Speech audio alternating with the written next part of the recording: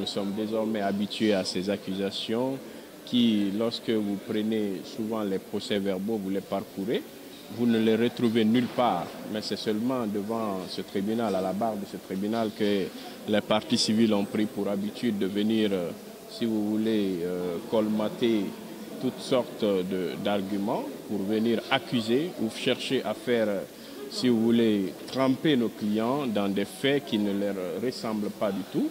Et voilà, c'est la énième fois, ce n'est pas la première fois, donc nous sommes habitués à cela. Et nous faisons de notre mieux pour démonter tout ce qui a été construit sur du sable mouvant.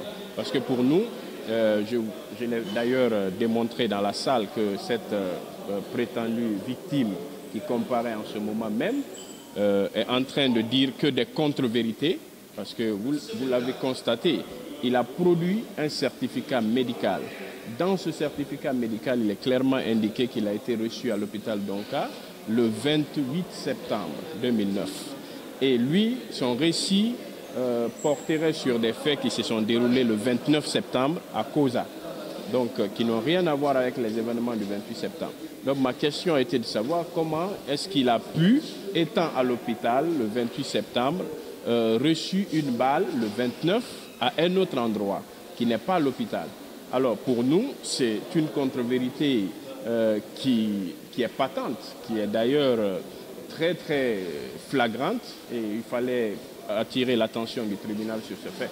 De toutes les façons, l'appréciation appartiendra au tribunal, et puisque vous n'êtes pas sans savoir que nous sommes en matière criminelle.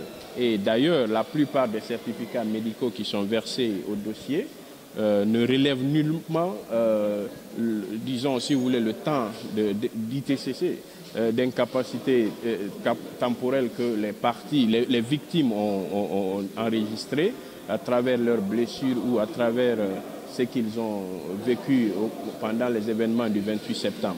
Alors, la plupart de ces procès-verbaux peuvent valablement être remis en cause, et voilà, c'est le risque que les parties civiles naturellement encourent dans cette procédure.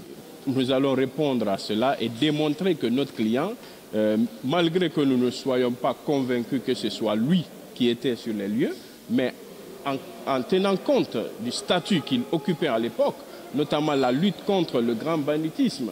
Donc il pouvait, avec ces éléments, patrouiller, il pouvait faire des patrouilles sur tout Conakry, l'ensemble du Grand Conakry. Donc,